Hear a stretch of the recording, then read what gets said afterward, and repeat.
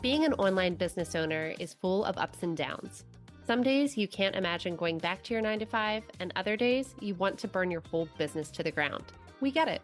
Welcome to Chaos to Conversions, a podcast of practical, no BS strategies to grow your online business. Each week, we're chatting about launching, copywriting, mindset, and more, so you can make sense of the chaos and do more of what works. Join the conversation and let's grow together.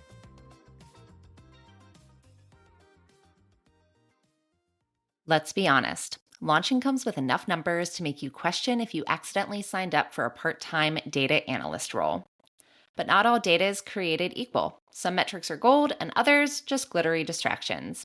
In this episode, we're cutting through the noise and breaking down the launch numbers that actually matter, when to track them, and how to use them to make your next launch more profitable and less panicky. Hello and welcome back to Chaos to Conversions. In this episode, we are going to be talking about 3 data categories that you actually need when we are talking about live launches and some fixes that you can consider if you feel like you are not meeting those metrics benchmarks. Okay, so here are some things that I like to track every single day with live launching. And it doesn't have to be cumbersome. It doesn't have to take you 25 minutes to track all of these metrics. You can do it pretty quickly once you get the hang of it and know exactly what you are looking for. So every day during launches, I like live launches during the live launch period, during the live launch event. I like to track page views and registrations. And this is extremely important when people are signing up for your launch event because we want to make sure that if people are hitting your registration page, are they actually signing up for it? So we want to make sure that we are getting at least 30% of the people who land on your registration page to sign up for your launch event. So for every 100 people who are landing on your launch registration page for your webinar, for your challenge, whatever your launch event is, for every 100 people or at least 30 people signing up. This is very important because if you're below that 30% benchmark, we want to see what we can do to increase conversion so we get more butts in the seats, hopefully, for your launch event. So some things to consider. 1, let's make sure that all the tech is actually working and that people are able to register for the webinar, that the form's submitting, that they're actually all of the page is functional. Usually that's not the case, but just double check that just to be sure.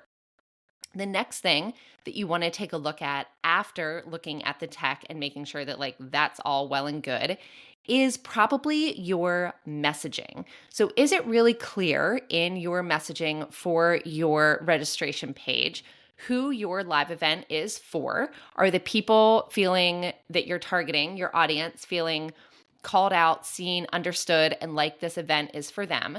Do you have a catchy headline? Are your call to action buttons a contrasting color that makes them stick out? If you preview your registration page on mobile, can they click a sign up button without having to scroll? These are all things to consider when you're trying to improve your registration page conversions. Usually it is going to most likely be a tweak that you need to make with either the headline or the copy of your registration page to get people to actually want to sign up. So having really enticing, what will they learn? What are they going to take away? Bullet points for your launch event is really going to help get people to sign up. The second thing I like to track during live launch events are daily sales. And this I know can feel stressful, but I want you to instead focus on the positives instead of the negatives. So when you're tracking your daily sales, I want you to think specifically, did something happen to move the needle? Were you speaking on Instagram stories? Did you send an email? Anytime you get a sale for your course membership program, I want you to be asking yourself, why? What did I do that day that moved the needle to get me that sale? Because when you start to focus on the positive of things that you did that did result in sales, you will be more likely to do them again in the future. It's really easy to just go through your launch period and like you're on stories, you're sending emails, you're, in your pop-up community, you're trying your best. But when you're not actually recording like specific things that you did each day when sales were coming in, it can be overwhelming at the end to look back and try and figure out like, what did I do, well or not?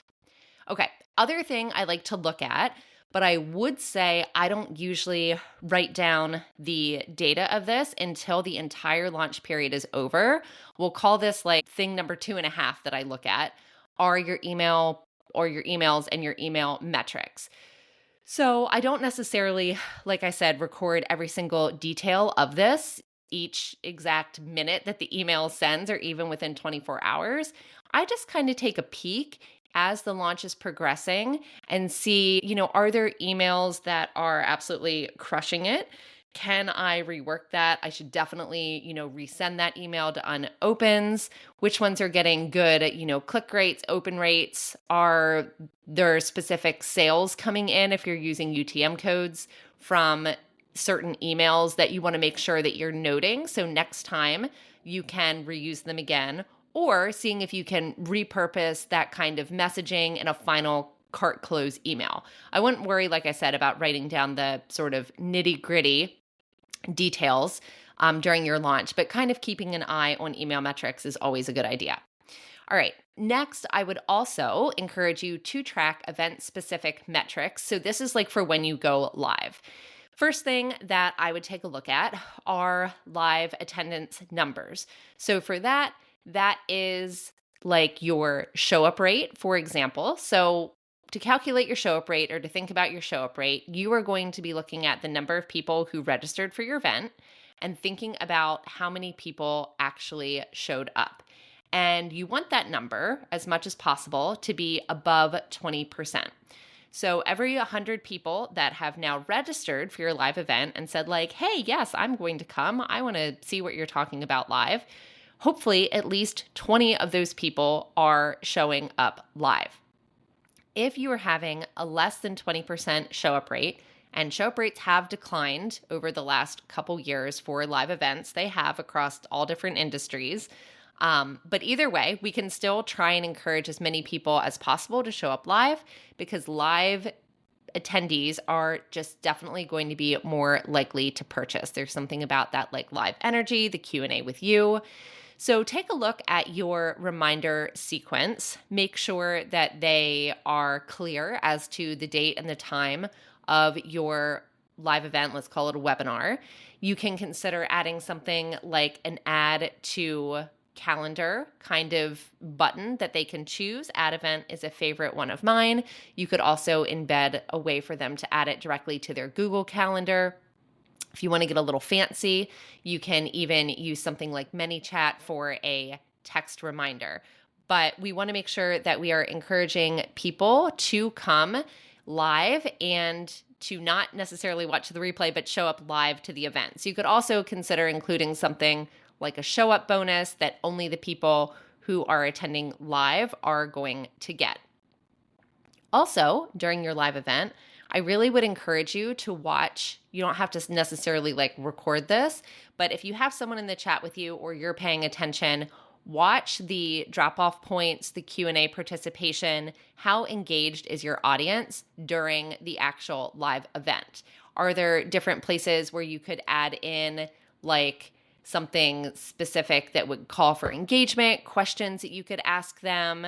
I always also suggest having a couple questions to drop in the Q&A, like mentally have them prepared in case nobody asks questions right away. There's not going to be a big, long, like awkward kind of silence. You can get going and fill in some of the noise right away.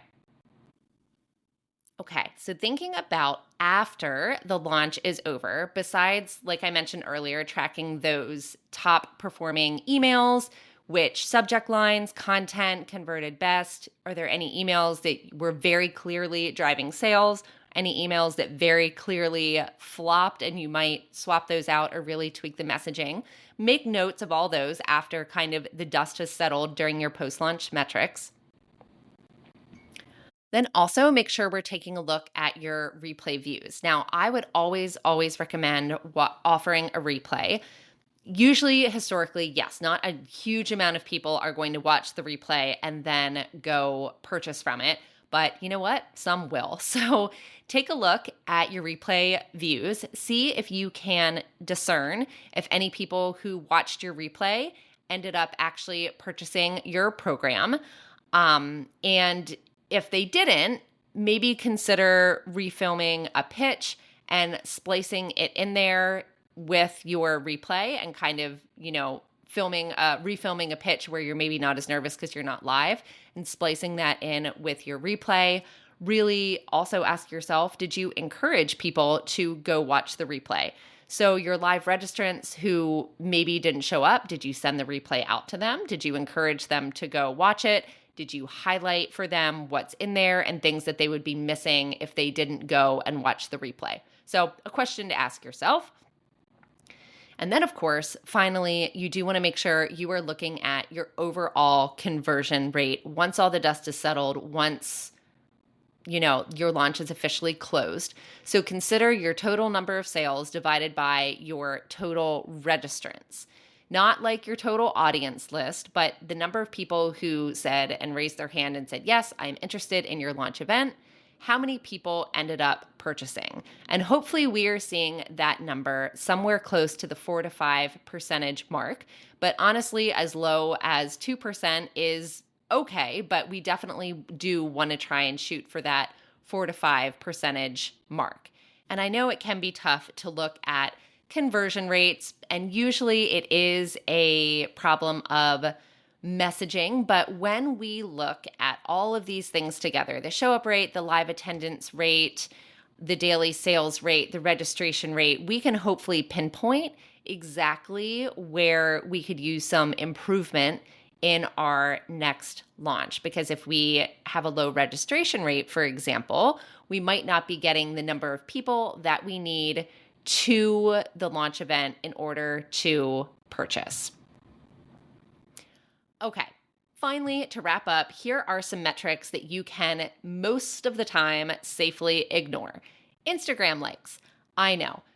Focus instead of the number of likes that you're getting on your post. Likes do not equal sales. Focus instead on the number of link clicks that your reels, that your stories are getting, or the conversations that you're actually having in your DMs. Unsubscribes. I know sometimes unsubscribes definitely get people down, but some things to keep in mind. If people are unsubscribing, they are not your people. Goodbye. Good riddance. That might sound harsh, but if they're unsubscribing, that's okay. They might not be for you anyway. Plus, if you're not getting any unsubscribes, you might not be selling as boldly as you could be. Some unsubscribes with emails are likely. Now, if you're talking like over a 1% unsubscribe rate, then you might want to reconsider your email strategy, but don't let a few or a handful or even a couple dozen unsubscribes make you sad during your launch. Finally, another and the last metric that you can usually safely ignore most of the time is your general list size. People are always saying, grow your list, grow your list. And yes, that is true. It is important to grow your email list. However, list quality is much, much greater than list quantity. And a warm email list, an engaged email list of 500 can definitely outperform a cold list or an unengaged list of over 5,000 people. So instead of focusing on just getting all the leads into your email list, instead consider the benefits of focusing on warming up your already existing email list, cleaning out your cold subscribers, and really nurturing and pre-launching to the email list that you already have. Thanks so much for hanging out with me today. Today, we talked about launch metrics that you need to look at and which launch metrics you can choose to ignore. If you need some help interpreting your launch data and making a plan for your next launch, make sure that you are on the waitlist for the Launch Reno. The link is in the show notes. Thanks so much for stopping by to hang out with me today. If you want to learn more about how we can work together on a launch strategy or grab a freebie or one of the resources I mentioned, head over to duxburydigital.co/resources. I'll be back here next Tuesday for more practical strategies to take your business from chaos to conversions.